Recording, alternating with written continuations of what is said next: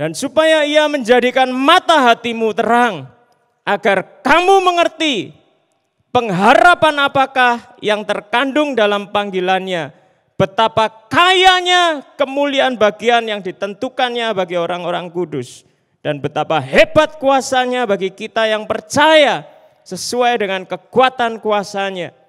Paulus berdoa supaya jemaat dapat mengerti pengharapan apa yang terkandung di dalam panggilan Tuhan. Sungguh ada pengharapan yang sangat besar, ada kemuliaan yang sangat besar, ada kuasa yang sangat besar yang akan dialami oleh setiap orang percaya. Saudara yang dikasihi Tuhan, panggilan Tuhan kepada manusia itu ada dua. Yang satu, Tuhan memanggil semua orang untuk bertobat. Yang kedua, Tuhan panggil semua orang untuk melayani Dia. Tuhan memanggil kita untuk kita bertobat. Ya.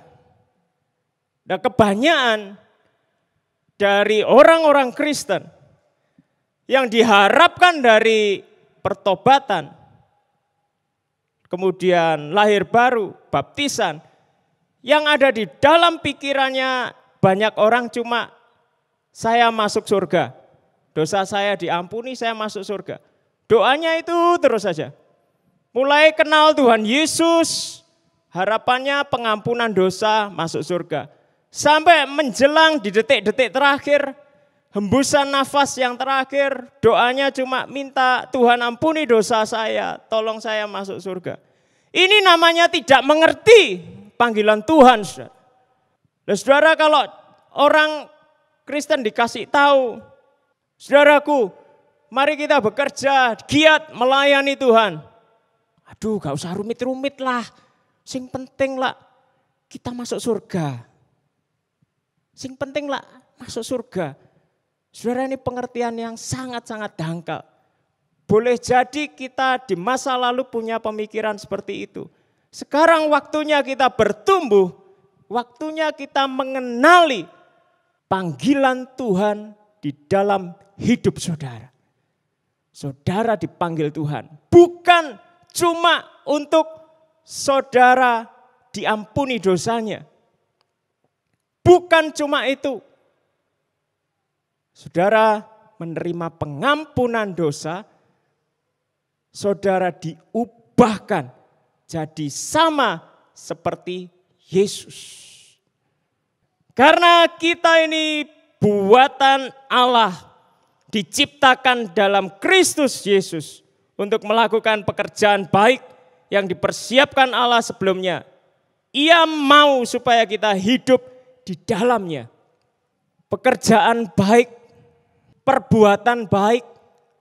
Jangan samakan pekerjaan baik atau perbuatan baiknya yang ditulis di Alkitab dengan perbuatan baik yang umumnya beredar di masyarakat. Kalau orang Kristen, orang percaya yang dijadikan sama seperti Yesus, cuma dituntut baik seperti orang lain yang baik, buat apa kita repot-repot mendalami Alkitab? Yohanes 14 ayat 12. Aku berkata kepadamu, sesungguhnya barang siapa percaya kepadaku, ia akan melakukan juga pekerjaan-pekerjaan yang aku lakukan, bahkan pekerjaan-pekerjaan yang lebih besar daripada itu. Jadi pekerjaan baik yang dimaksud oleh Paulus adalah pekerjaannya Tuhan Yesus. Bagaimana Tuhan Yesus bekerja di dunia, lakukan itu sama persis. Itulah pekerjaan baik yang Tuhan mau. Bagaimana Kristus mengasihi orang berdosa, demikian pula saudara harus mengasihi orang berdosa. Bagaimana Kristus mengampuni orang lain, demikian pula saudara harus mengampuni orang lain.